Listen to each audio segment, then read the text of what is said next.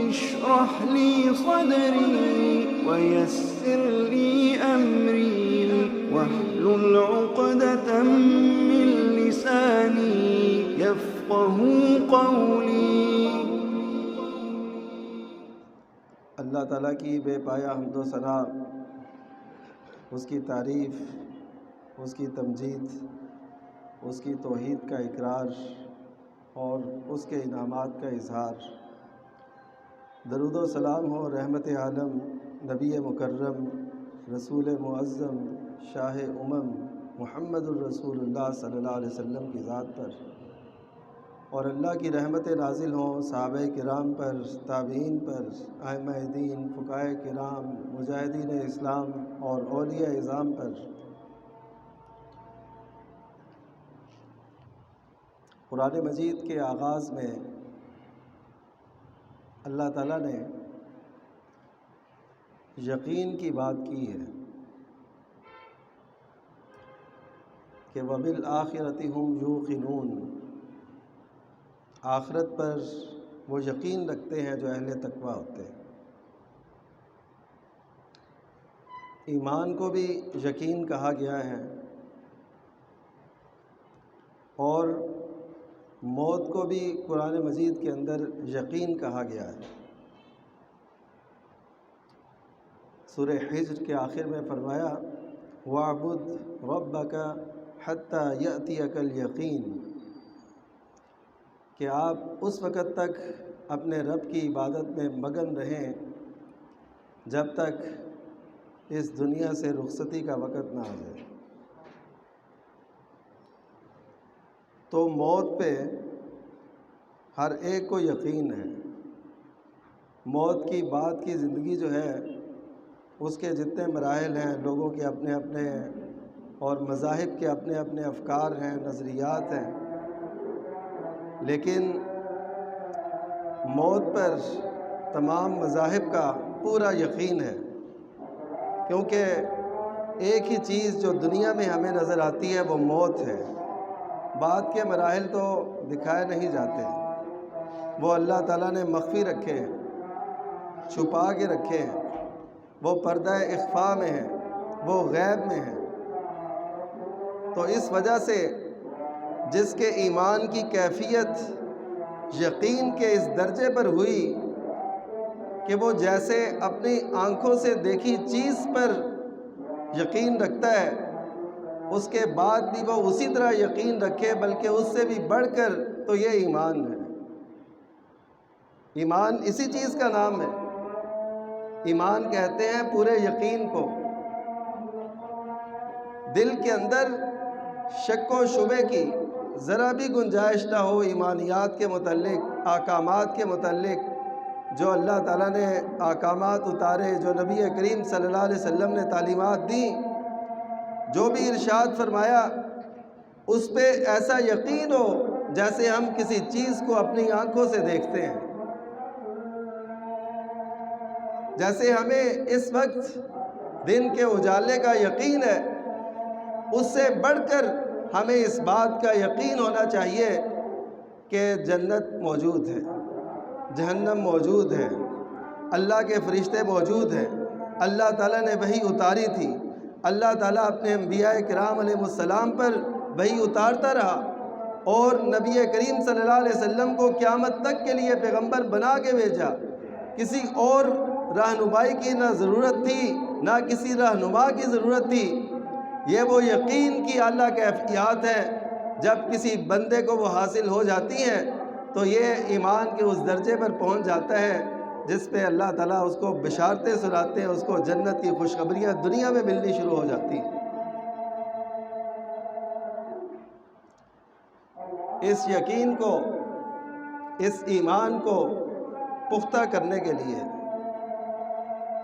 آج اس قدر زیادہ ضرورت ہے کہ شاید پچھلے ادوار میں ہماری اسلامی تاریخ میں اس کی ضرورت اتنی نہ پیش آئی ہو۔ اس کی وجہ کیا ہے؟ اس کی وجہ یہ کہ پہلے ادوار میں یا کفر تھا یا ایمان تھا۔ اب بہت سے لوگ وہ شکوک و شبہات پیدا کرنے کی کوشش کرتے ہیں، اس نفاق کی وجہ سے جو لوگوں کے اندر موجود ہوتا ہے، وہ مسلم معاشرے کے اندر شبہ شک وہ پیدا کرنے کی کوشش کرتے ہیں۔ اور یہ بات آپ سے عرض کروں کہ جو شہوت میں گرفتار ہوتا ہے اس کی تو امید کی جا سکتی ہے کہ وہ توبہ کرے گا، اللہ تعالیٰ سے بخشش مانگے گا۔ جو شہوات میں شکار ہے، جس کو اپنی چاہتیں کبھی اس گلی کبھی اس گلی کبھی اس راہ پر کبھی اس راہ پر لیے پھرتی ہیں، اس سے تو امید کی جا سکتی ہے کہ وہ توبہ کرے گا۔ لیکن جو شکوک و شبہات میں گرفتار ہے اس سے یہ امید نہیں کی جا سکتی، کیونکہ اس کی زندگی اسی شک و شبے کی بنیاد پر گزر رہی ہوتی۔ میں یہ بات دعوے سے کہتا ہوں، اگر آج ہمارا پختہ یقین ہو کہ یہ قرآن مجید اللہ تعالیٰ کی طرف سے اتاری ہوئی آخری اور سابقہ کتابوں پر نگران کتاب ہے، اور اس میں ہر قسم کی رہنمائی، دین، دنیا، معاش، معاد، ہر ایک کی رہنمائی مکمل طور پر موجود ہے، تو آج ہم ایسے در در کی ٹھوکریں نہ کھا رہے ہوتے۔ آج اپنے معاش کے سلسلے میں ہمیں قرآن کا ایک ضابطہ ہی ہمارے لیے کافی تھا۔ ہم جو کبھی کشکول اٹھائے، کبھی کس نگر، کبھی کس جگہ، کبھی کس ملک، کبھی کس ملک، اور یہ اب کی بات نہیں ہے، جب سے یہ ملک معرض وجود میں آیا یہی صورتحال اس پر طاری ہے۔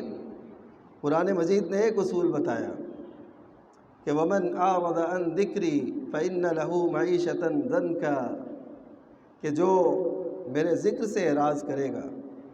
آپ جانتے ہیں قرآن مجید میں کبھی اللہ تعالیٰ اپنے لیے جمع کے صیغے، یعنی اِنَّا نَحْنُ نَزَّلْنَا الذِّكْرَ، کہ ہم نے ذکر کو اتارا ہے، اور کبھی واحد کے صیغے وَمَنْ أَعْرَضَ عَنْ ذِكْرِي، کہ جس نے میرے ذکر سے اعراض کیا۔ ہم اور میں، اس میں فرق یہ بنتا ہے کہ وہ جو ذکر خاص میرا ہے، وہ جو اللہ تعالیٰ نے اتارا ہے، جس ذکر میں، جس یاد میں تمہارے لیے خوشیاں ہیں، بشارتیں ہیں، سکون ہے، اطمینان ہے، جس نے اس سے اعراض کیا فَإِنَّ لَهُ مَعِيشَةً ضَنْكًا، تو اس کی گزر بسر تنگ ہو جائے گی، اس کی گزر بسر تنگ ہوگی۔ یہ قرآن مجید کا فیصلہ ہے۔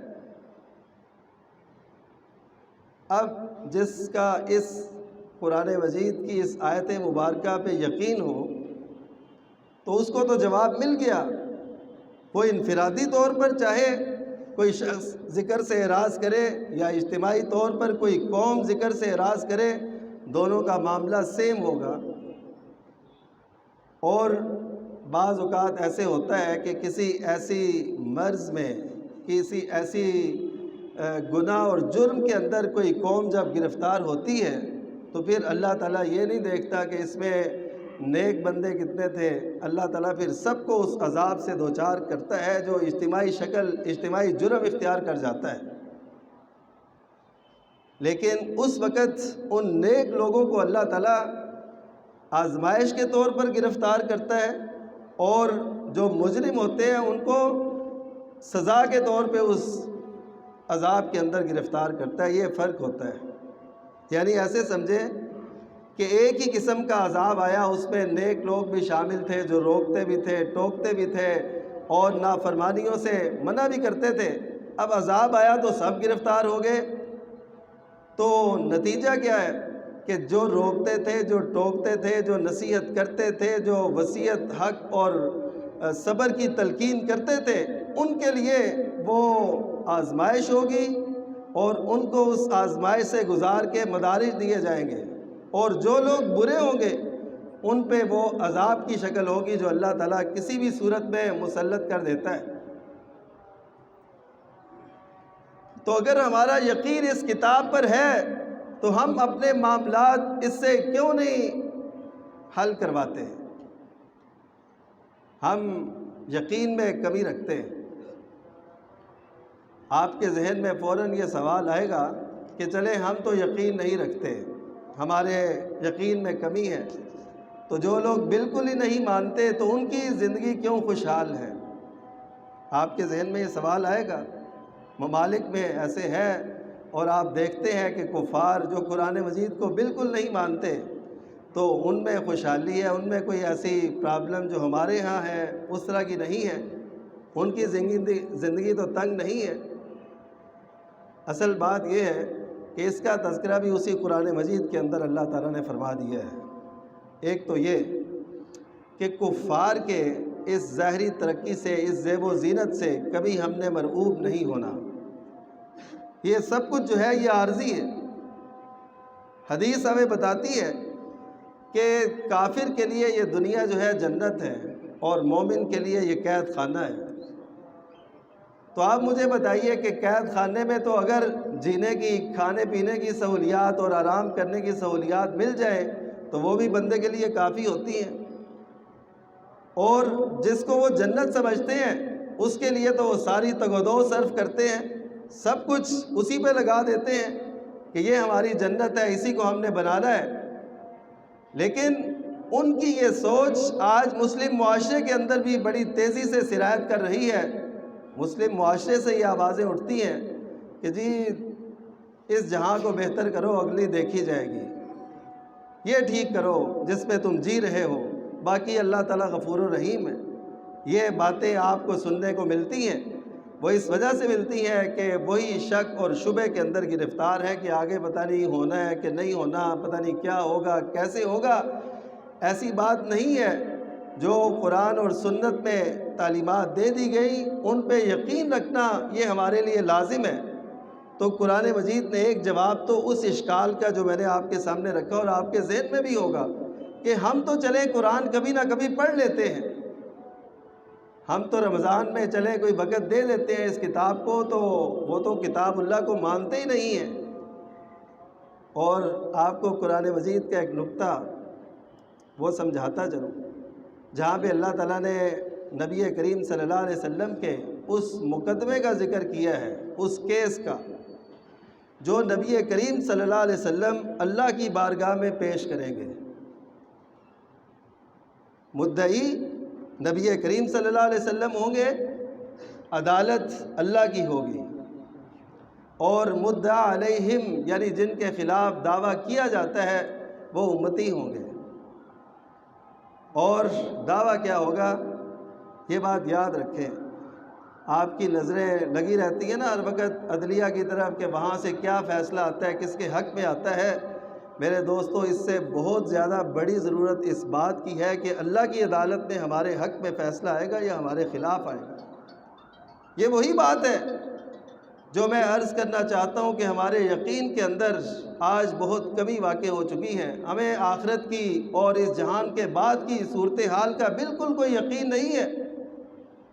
ہم ایک ایسی زندگی جی رہے ہیں جس میں ہمیں اس بات کا بالکل بھی پتہ نہیں ہے کہ اس کے بعد کتنے مراحل اور کتنی مشکلات ہمیں پیش آنے والی ہیں۔ ہم تو بس اس کے لیے سب کچھ صرف کرتے ہیں۔ پوسٹیں دیکھ لیں آپ، تحریکوں کے عزائم دیکھ لیں آپ، جماعتوں کے وہ جو ہے شب و روز دیکھ لیں، آپ کو اس دنیا اور اس دنیا کی خاطر سب کچھ کرنا، لڑنا، بھیڑنا، نفرتیں، محبتیں، چاہتیں، وہ سب اسی کے لیے ہے۔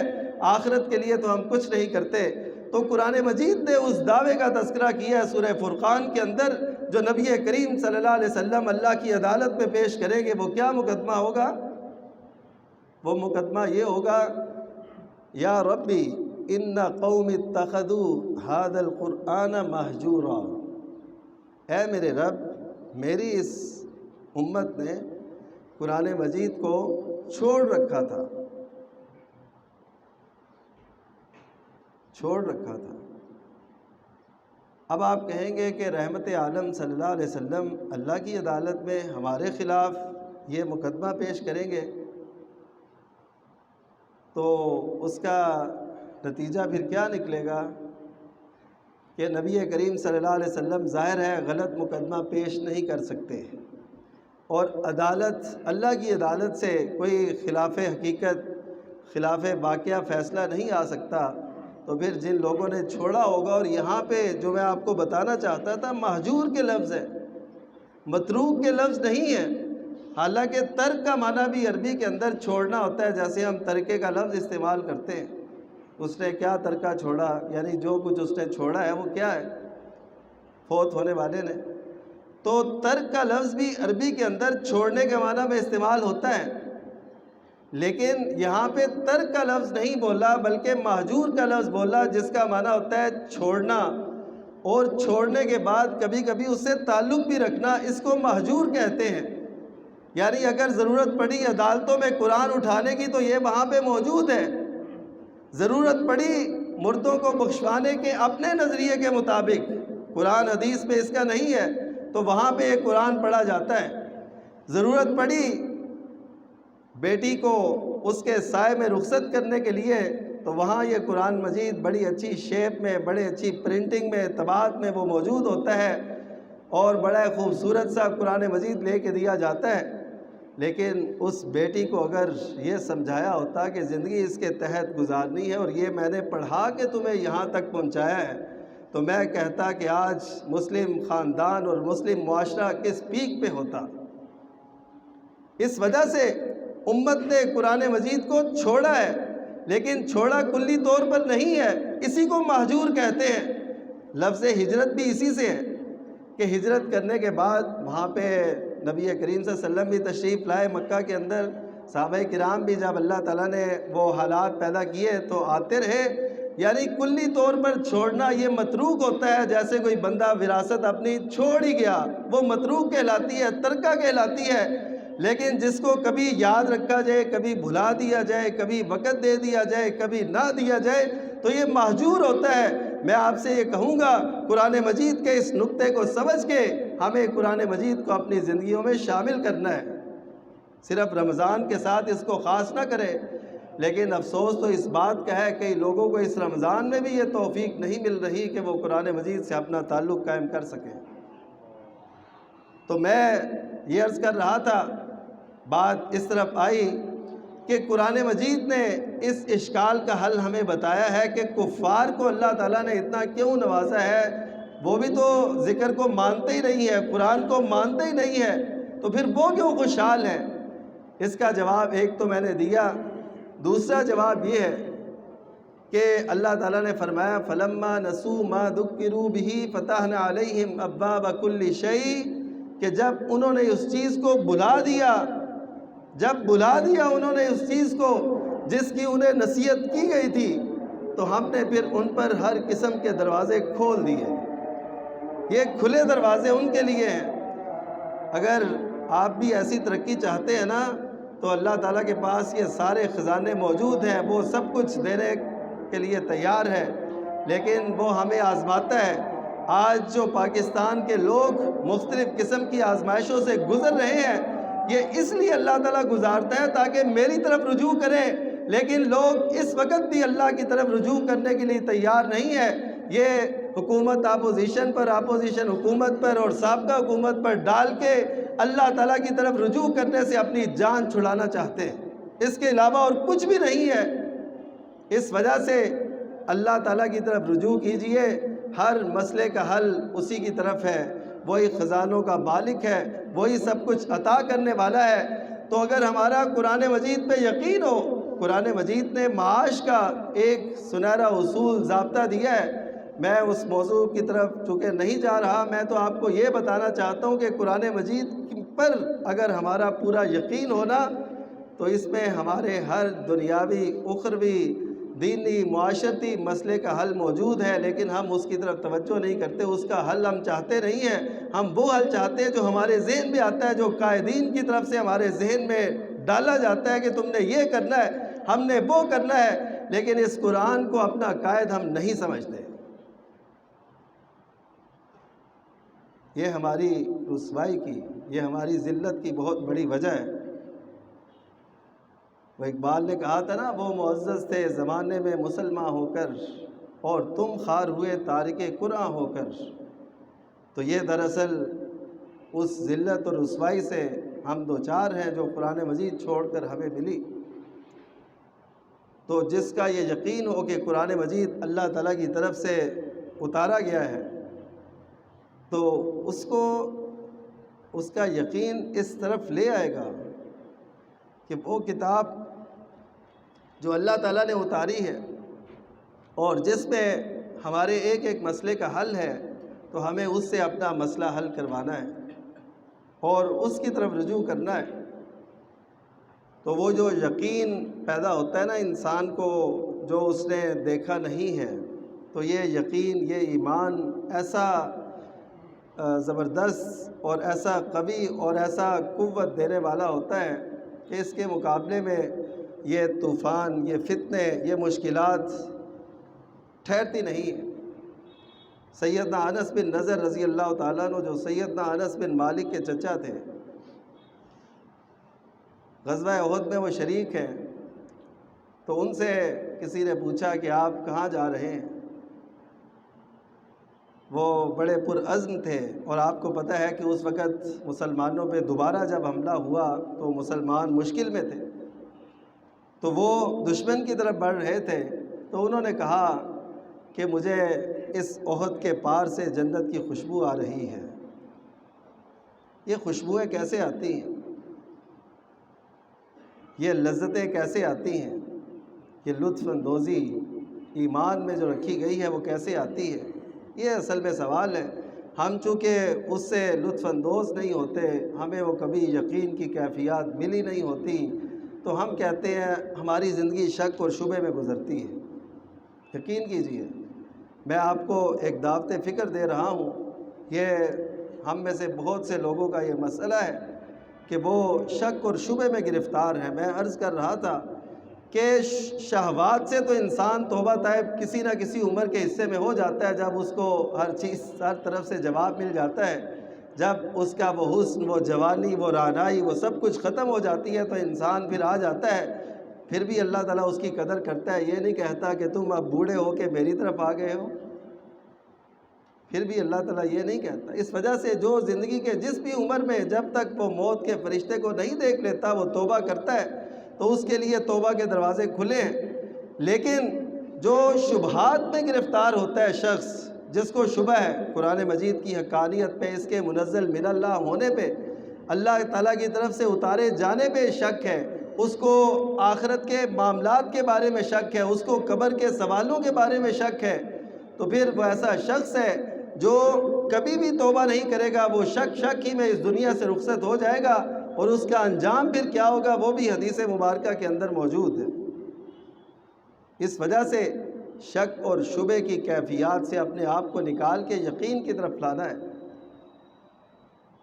سیدنا ابو بکر صدیق رضی اللہ تعالیٰ عنہ مسند احمد کی ابتدائی روایات میں سے ہیں، اور آپ کے شاید علم میں ہو کہ مسند احمد جو حدیث کی کتاب ہے امام احمد بن حنبل رحمہ اللہ کی، تو انہوں نے صحابہ کرام کی ترتیب سے روایات کو جمع کیا ہے، فقہی ترتیب نہیں ہے، روایات کی ترتیب، اور اس میں سب سے پہلے وہ سیدنا ابو بکر صدیق کی روایات کو لائے۔ تو اس میں ابتدائی روایات میں یہ بات ہے، یہ حدیث ہے کہ سیدنا ابو بکر صدیق لوگوں سے خطاب کر رہے تھے، اور انہوں نے کہا کہ پچھلے سال گرمیوں کے سیزن میں نبی کریم صلی اللہ علیہ وسلم خطاب فرما رہے تھے، اور یہ کہتے گئے اور ان کے آنسو جاری ہو گئے کہ نبی کریم صلی اللہ علیہ وسلم کا ذکر خیر ہوا، اور ان کی آنکھیں بہہ پڑی، آنسو بہنے لگے، اور انہوں نے پھر نبی کریم صلی اللہ علیہ وسلم کا وہ خطبہ جو پچھلے سال انہوں نے سنا تھا وہ لوگوں کو سنایا۔ اس کی اہم بات یہ تھی کہ یقین کے بعد، یعنی ایک حدیث میں ایمان کے لفظ ہیں، ایک حدیث میں یقین کے لفظ ہیں، یعنی یقین ایمان دونوں ایک دوسرے کے مترادف ہیں۔ ہم جو کہتے ہیں نا کہ ہم مومن ہیں، اس کا مطلب یہ ہے کہ جو بھی اللہ نے فرمایا، جو رسول اللہ صلی اللہ علیہ وسلم نے فرمایا، ہم اس پہ پورا یقین رکھتے ہیں، ہم کسی قسم کے شک اور شبہ کے اندر گرفتار نہیں ہیں۔ تو نبی کریم صلی اللہ علیہ وسلم نے فرمایا کہ یقین اور ایمان کے بعد جو سب سے بڑی نعمت انسان کو ملتی ہے وہ عافیت ہے، کہ صحت، عافیت، سلامتی اسے میسر آ جائے، ادھر سے یقین ہو، ادھر سے صحت ہو، تو اور انسان کو کیا چاہیے؟ جیسا کہ ایک حدیث میں آتا ہے، من اصبح منکم معافا فی جسدی، کہ تم میں سے جو شخص صبح اس حال میں کرے کہ اس کے جسم میں عافیت ہو، جسم میں عافیت ہے، کوئی پریشانی نہیں ہے، آمناً فی سربہ، اور اپنے اس خیمے کے اندر، سرب خیمے کو یعنی جو چھوٹا سا گھر ہو، کوئی کنالوں پر مشتمل کوٹھی نہیں ہے، کوئی کچھ نہیں، اپنے اس خیمے کے اندر اس نے صبح کی، اور عندہ قوت یومہ، اور اس کے پاس اس دن کا گزر بسر کا انتظام موجود ہے، تو کانما حیزت لہ الدنیا، جامع ترمذی کی صحیح روایت ہے، گویا کہ اس کے لیے ساری دنیا جمع کر دی گئی۔ ہم تو اس کو کچھ سمجھتے ہی نہیں، ہم کہتے ہیں کہ ہمارے جو سال کا جو انتظام ہے نا وہ ہونا چاہیے، اگر ہمارے اس منافع میں کمی آتی ہے تو ہم تو اسی پہ رونے لگ جاتے ہیں۔ تو نبی کریم صلی اللہ علیہ وسلم کی حدیث تو ہمیں کچھ اور بتاتی ہے۔ اس وجہ سے میں کہتا ہوں کہ ہمارے یقین کے اندر بہت سی کمی ہے، ہمارے پاس بہت سے وسائل ہیں، اسباب ہیں، ہم کو اللہ تعالیٰ نے بہت کچھ سے نوازا ہے، لیکن ہم پھر بھی اللہ تعالیٰ کی ناشکری کرتے رہتے ہیں، اور ہمارے جو لیڈران ہیں، جو قائدین ہیں، وہ بھی ہمیں انہی باتوں میں الجھائے رکھتے ہیں، وہ اللہ تعالیٰ کی طرف آنے نہیں دیتے۔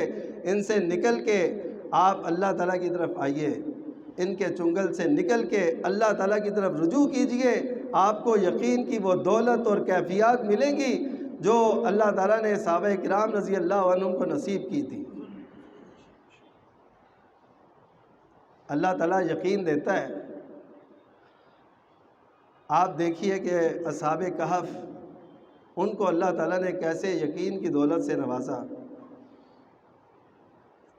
پوری ان کی ریاست اور پورا ان کا معاشرہ ان کے خلاف ہے، اور وہ کوئی ایسے نہیں تھے کہ ان کا عرصہ دراز اس اسلام کے اندر، ایمان کے اندر گزرا ہو جو اس وقت کا تھا، اسلام ایمان، لیکن اللہ تعالیٰ نے ان کا تذکرہ فرمایا، انہم فتیۃ آمنوا بربہم وزدناہم ہدی، کہ یہ وہ لوگ تھے، یہ چند نوجوان تھے۔ اے نوجوانوں جو اپنی زندگی کو ادھر ادھر گزار دیتے ہیں، ان کے لیے یہ رب تعالیٰ کا قرآن کیسا سنہرا، کیسا پیارا پیغام ہے کہ انہم فتیۃ آمنوا بربہم، اپنے رب پہ یہ چند نوجوان ایمان لائے تھے، تو پھر ہم نے زدناہم ہدی، ہم نے ہدایت میں اور زیادہ انہیں بڑھا دیا، کیونکہ ان کا ایمان اس قابل تھا کہ اس کو بڑھایا جائے۔ ہمارا ایمان اس معیار کا ہے نہیں جس کے اندر بڑھوتری کا، اضافے کا وہ صلاحیت موجود ہو، اس وجہ سے ہمارا ایمان، یقین کیجیے ہم میں سے بہت سے لوگوں کا ایمان بالکل اسی لیول کا ہے جس طرح بچپن میں تھا۔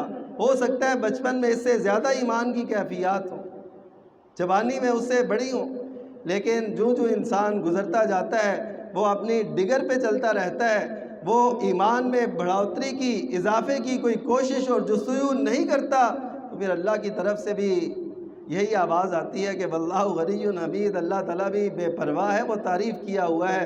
تم نہیں مانو گے تو پھر بھی جہاں کی ہر چیز اس کی تعریف میں رطب اللسان ہے، تم اگر مانو گے یہ تمہارا فائدہ ہے۔ قرآن مجید تو ہمیں اس طرف لاتا ہے۔ تو میں جو آپ سے یہ عرض کر رہا تھا کہ قرآن مجید کے اندر اللہ تعالیٰ نے جو کچھ فرمایا اس پہ پورا یقین رکھنا، اور اس میں کسی قسم کا شک نہ کرنا، جو نبی کریم صلی اللہ علیہ وسلم نے فرمایا اس پہ پورا یقین رکھنا، اور کسی قسم کے شک و شبے کے اندر گرفتار نہ ہونا، یہ ہمارے لیے لازم ہے۔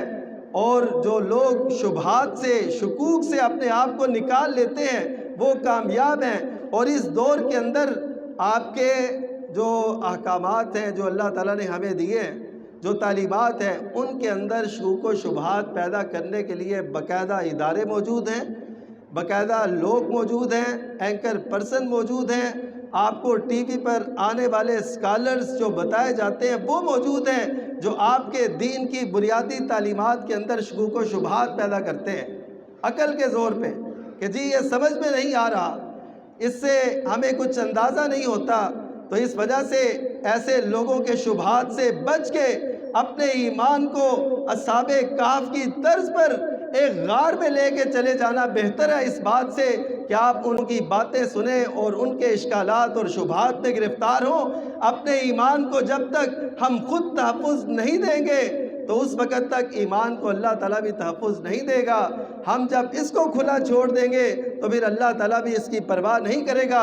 ایمان کو سب سے زیادہ قیمتی چیز سمجھنا ہے اور کسی قسم کے شک و شبے کے اندر گرفتار نہیں ہونا۔ یہ آج کے اس خطبے کا خلاصہ اپنی ذہن کی تختیوں پر، دل کی تختیوں پر لکھ لیجئے، نہیں تو وہ دن آنے والا ہے کہ نبی کریم صلی اللہ علیہ وسلم نے فرمایا کہ قبر میں جب سوال ہوتے ہیں نا تو اس میں ایک سوال یہ ہوتا ہے کہ ما تقول فی ھذا الرجل، کہ نبی کریم صلی اللہ علیہ وسلم کے بارے میں تم کیا کہتے ہو؟ جو ایمان والا ہے، جس نے پڑھا اور جس نے سمجھا، پڑھا اور سمجھا یہ دونوں لفظ موجود ہیں اشارتاً، تو وہ کہے گا کہ یہ نبی کریم صلی اللہ علیہ وسلم ہے، یعنی ہمیں جو علامات بتائی گئی، جو ہم نے پڑھا سنا دیکھا، اس سے یہ ہمیں یہ یقین ہے کہ یہ محمد الرسول اللہ صلی اللہ علیہ وسلم۔ اور جو شخص کافر ہوگا یا مرتاب، کافر تو ظاہر ہے وہ مانتا ہی نہیں، یہ مرتاب کون ہے؟ صحیح بخاری کی روایت ہے، یہ مرتاب شخص کون ہے؟ یہ لفظ اسی ریب سے نکلا ہے جو قرآن مجید کے شروع میں ہے، لا ریب فیہ، یہ اسی سے باب افتعال سے ایک لفظ ہے۔ اس کا مطلب یہ بنتا ہے جو شک میں گرفتار ہے۔ وہ کیا کہے گا؟ میں آپ کو اسی دلدل سے نکالنا چاہتا ہوں، اپنے آپ کو بھی، آپ کو بھی، کہ اس حالت میں ہم پڑھیں اور فرشتے ہم سے پوچھیں تو ہم کہیں کہ میں تو وہی بات کہتا ہوں۔ وہ کیا کہے گا؟ میں تو وہی بات کہتا ہوں جو لوگ کہتے تھے، بس یہ اس کا جواب ہوگا۔ مجھے بتائیے، محمد الرسول اللہ صلی اللہ علیہ وسلم جو موثر انسانیت ہے، جو معلم انسانیت ہے، آج ان کے بارے میں آپ نے کیا پڑھا، کیا سمجھا؟ میں اگر اس مجمع کے اندر آپ سے پوچھوں کہ رسول ہونے کا مطلب کیا ہوتا ہے، شاید آپ میں سے بہت کم لوگ یہ بتا سکیں۔ یعنی رسول ہونا ہی ہمیں پتہ نہیں ہے، ہم بات کی جو آپ کی صفات ہے، اوصاف ہے، جو آپ کی حیثیت ہے، جو آپ کی اہمیت ہے، اس کو ہم کیا جانیں۔ تو میرے دوستو، اس وقت وہ جو فرشتہ اس سے یہ سوال کر رہا ہوگا، اس شبے میں گرفتار شخص سے، وہ کیا کہے گا اس جواب کو سن کے؟ کہ وہ کہے گا کہ میں وہی کہتا ہوں جو لوگ کہتے ہیں، بس اس سے زیادہ مجھے کچھ پتہ نہیں ہے۔ تو وہ پھر فرشتہ اس سے کہے گا، اچھا، لا دریتا ولا تلیتا، نہ تو نے پڑھا نہ تو نے سمجھا، نہ تو نے پڑھا نہ تو نے سمجھا۔ تو پھر وہ فرشتہ اس کو کوئی استقبال کرے گا، اس کو کوئی اچھے کلمات سنائے گا؟ نہیں۔ نبی کریم صلی اللہ علیہ وسلم کے الفاظ ہیں، صحیح بخاری اور دیگر تقریباً بہت سی کتابوں کی حدیث ہے، آپ صلی اللہ علیہ وسلم نے فرمایا کہ وہ فرشتہ، اس کے پاس وہ ہتھوڑا ہوگا لوہے کا، وہ اس کو مارے گا اس کے سر پر اور اس کی چیخیں نکلیں گی۔ اور ساتھ ہی نبی کریم صلی اللہ علیہ وسلم نے یہ بھی فرما دیا کہ لوگوں کے ذہن میں آئے کہ ہم نے تو کبھی چیخیں نہیں سنی۔ نبی کریم صلی اللہ علیہ وسلم نے فرمایا اس کے اس چلانے کو، چیخنے کو انس و جن کے علاوہ تمام مخلوقات سنتی ہیں۔ اور اللہ تعالیٰ اس بات پہ قادر ہے کہ ایک ہی وقت پہ ایک چیز کسی کو سنائے، دوسرے کو نہ سنوائے، یہ اس کی قدرت ہے، وہ جیسے چاہتا ہے کرنے پہ قادر ہے۔ تو ہمیں اس شبے سے، شک سے اور پتہ نہیں کیا ہونا ہے، ان کیفیات سے نکل کے ایمان کی اس قوت کا، ایمان کی اس مٹھاس کا مزہ لینا ہے۔ یہ رمضان المبارک کی ساعتیں ہمیں یہ دعوت دیتی ہیں۔ اللہ تعالی ہم سب کو شکوک و شبہات سے نکال کے یقین اور ایمان کی اعلیٰ کیفیات تک لے جائے اور ہمارے ایمان کو بھی بڑھاتا چلا جائے۔ وآخر دعوانا الحمدللہ رب العالمین۔ اشرح لي صدري ويسر لي أمري واحلل عقدة من لساني يفقه قولي